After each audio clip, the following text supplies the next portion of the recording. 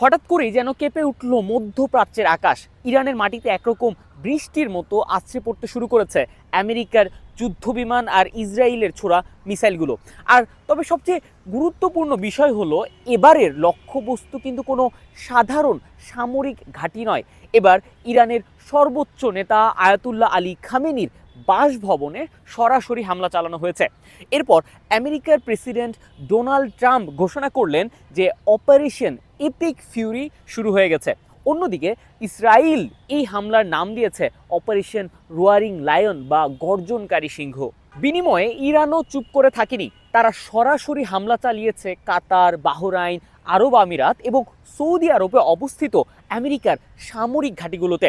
আজকের ভিডিওতে আমরা জানবো কিভাবে শুরু হলো এই ভয়াবহ যুদ্ধ, কেন আমেরিকা আর ইসরায়েল মিলে ইরানকে ধ্বংস করতে চাইছে, আর এর পেছনের ইতিহাসটা কি। আর সবচেয়ে বড় প্রশ্ন হলো যে ইরান যখন আক্রান্ত তখন সৌদি আরব বা অন্যান্য মুসলিম দেশগুলো কেন আমেরিকার পক্ষ নিচ্ছে। ইরান এবং আমেরিকার এই শত্রুতা কিন্তু দুই একদিনের ঘটনা নয়, এর শেকড় লুকিয়ে আছে আজ থেকে বহু বছর আগে। 1953 সালে ইরানের একজন গণতান্ত্রিক প্রধানমন্ত্রী ছিলেন যার নাম মোহাম্মদ মোসাদ্দেক। তিনি চেয়েছিলেন ইরানের তেলের নিয়ন্ত্রণ বিদেশিদের হাত থেকে কেড়ে নিয়ে দেশের মানুষের কাজে লাগাতে, কিন্তু আমেরিকা সিআইএ এর মাধ্যমে ষড়যন্ত্র করে তাকে ক্ষমতাচ্যুত করে এবং নিজেদের হাতের পুতুল শাহকে ক্ষমতা বসায়। এরপর 1979 সালে ইরানে ঘটে যায় বিখ্যাত ইসলামী বিপ্লব। ইরানের আপামর জনতা আমেরিকার পুতুল শাহকে ছুঁড়ে ফেলে দেয় এবং আয়াতুল্লাহ খোমেনির নেতৃত্বে একটি ইসলামী প্রজাতন্ত্র গঠন করে। সেই থেকেই আমেরিকা এবং ইসরায়েলের চোখে ইরান হয়ে ওঠে সবচেয়ে বড় শত্রু।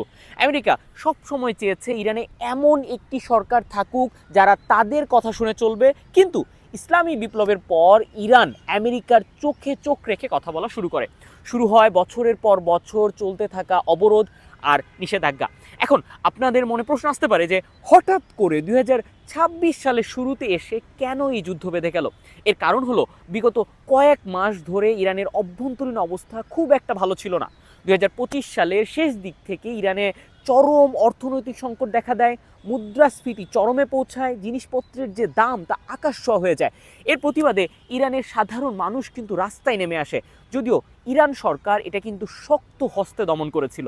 এই সুযোগটাই কাজে লাগিয়েছে আমেরিকা এবং ইসরায়েল। তারা বুঝতে পারে যে ইরান এই মুহূর্তে ভেতর থেকে দুর্বল। আমেরিকার প্রেসিডেন্ট ডোনাল্ড ট্রাম্প ইরানকে আলটিমেটাম দেয়, হয় তোমরা চিরতরে তোমাদের পরমাণু কর্মসূচি ও মিসাইল বানানো বন্ধ করো এবং হামাস ও হিজবুল্লাহকে সাহায্য করা ছাড়ো, না হলে হামলার জন্য প্রস্তুত হও। ওমান এবং সুইজারল্যান্ডের জেনেভায় কয়েক দফা আলোচনার পরেও ইরান আমেরিকার এই দাসত্বের চুক্তি মেনে নিতে অস্বীকার করে।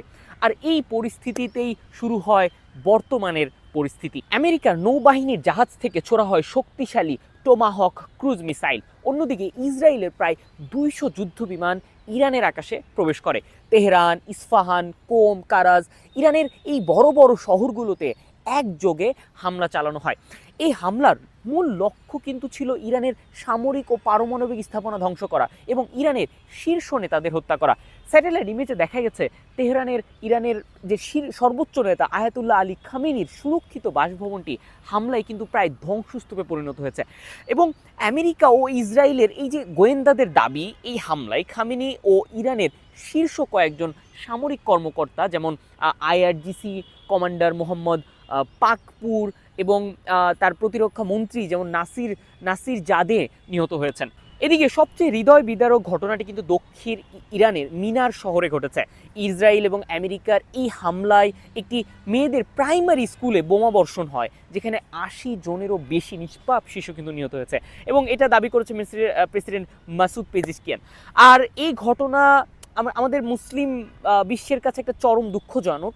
আর এই হামলার পর প্রেসিডেন্ট ডোনাল্ড ট্রাম্প একটি ভিডিও বার্তায় ইরানের জনগণকে সরাসরি উদ্দেশ্য করে বলেন, এটাই তোমাদের সুযোগ, নিজেদের সরকার নিজেরা দখল করে নাও। অর্থাৎ আমেরিকা আসলে কি চাইছে, আমেরিকার মূল উদ্দেশ্যটা কি? আমেরিকার মূল উদ্দেশ্য হলো এই হামলার সুযোগে ইরানের বর্তমান ইসলামী সরকারকে হটিয়ে সেখানে নিজেদের পছন্দের কাউকে বসানো। আর এত বড় হামলার পর ইরান কিন্তু চুপ করে বসে থাকার মতো পাত্র নয়। ইসলামী প্রজাতন্ত্র ইরান তাদের এই সামরিক অভিযানের নাম দিয়েছে অপারেশন ট্রু প্রমিস 4 বা সত্য প্রতিশ্রুতি 4। ইরান ইসরায়েলের দিকে বৃষ্টির মতো ব্যালিস্টিক মিসাইল ছড়ে তেল আবিবের সরাসরি মিসাইল আঘাতে কিন্তু বেশ কিছু ভবন ধ্বংস হয় এবং বহু মানুষ হতাহত হয়। আর কিন্তু এখানে সবচেয়ে বড় চমকটা ছিল যে উপসাগরীয় দেশগুলোতে, বিশেষ করে মধ্যপ্রাচ্যের কাতার, বাহরাইন, কুয়েত, আরব আমিরাত এবং জর্ডানে আমেরিকার বড় বড় সামরিক ঘাঁটি রয়েছে। আর ইরানে হামলার জন্য আমেরিকা কিন্তু এই ঘাঁটিগুলোকে ব্যবহার করে। তাই ইরান সরাসরি এই দেশগুলোতে থাকা আমেরিকার যে ঘাঁটিগুলো, এগুলোতে মিসাইল ও ড্রোন হামলা চালায়। বাহরাইনে অবস্থিত আমেরিকার ৫ম নৌবহরের সদর দপ্তর, কাতারের আল উদিদ বিমান ঘাঁটিতে ইরানের যে এই যে মিসাইল হামলা, এগুলো কিন্তু আঘাত এনেছে। আর আমেরিকার মিসাইলের এই আমিরাতের একজন মিসাইলের ধ্বংসাবশেষে পড়ে কিন্তু একজন ব্যক্তিও কিন্তু নিহত হয়েছে। দেখেন, এখন মুসলিম সেন্টিমেন্ট থেকে বিচার করলে কিন্তু মনে হতে পারে যে আরব দেশগুলো হয়তো আমেরিকার এই আগ্রাসনের প্রতিবাদ করবে, কিন্তু সৌদি আরব, আরব আমিরাত এবং বাহরাইন আমেরিকা বা ইসরায়েলের এই হামলার তো কোনো নিন্দা করেইনি, উল্টো তারা ইরানের বিরুদ্ধে তীব্র নিন্দা জানিয়েছে। সৌদি আরব বলেছে যে ইরান নাকি তাদের আকাশ সীমা লঙ্ঘন করেছে, যা তাদের মানে সার্বভৌমত্বের উপর আঘাত। অর্থাৎ মুসলিম উম্মার ঐক্যের যে কথা আমরা সব সময় শুনি, তা কিন্তু এই ভূরাজনীতির নোংরা খেলায় তা কিন্তু প্রতিবারই মিথ্যে প্রমাণিত হয়েছে। আর আরব দেশগুলো আমেরিকার সাথে কেমন যেন নিজেদের সম্পর্ক ঠিক রাখাতেই বেশি ব্যস্ত থাকে। আর সবচেয়ে বড় কথা হলো এই যুদ্ধের প্রভাব আমাদের জীবনেও পড়তে যাচ্ছে। কারণ ইরান যদি পারস্য উপসাগরের হরমুজ প্রণালী বন্ধ করে দেয়, যেখান দিয়ে বিশ্বের প্রায় 20% তেল কিন্তু পারাপার হয়, তবে বিশ্ববাজারে তেলের দাম হু হু করে বেড়ে ব্যারেল প্রতি $120 পৌঁছে যেতে পারে। আর এর প্রভাবে আমাদের দেশের যে তেল, গ্যাস এবং জিনিসপত্রের দাম, এগুলোও কিন্তু বেড়ে যাবে। আমেরিকা জানিয়েছে এই হামলা কয়েক ঘন্টা বা কয়েকদিন হবে না, এটা চলবে কয়েক সপ্তাহ ধরে।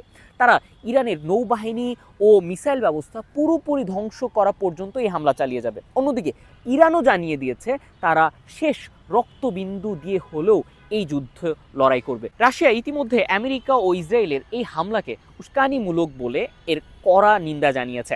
আর তারা বলছে যে আমেরিকা এই অঞ্চলে মানবিক ও অর্থনৈতিক বিপর্যয় ডেকে আনছে।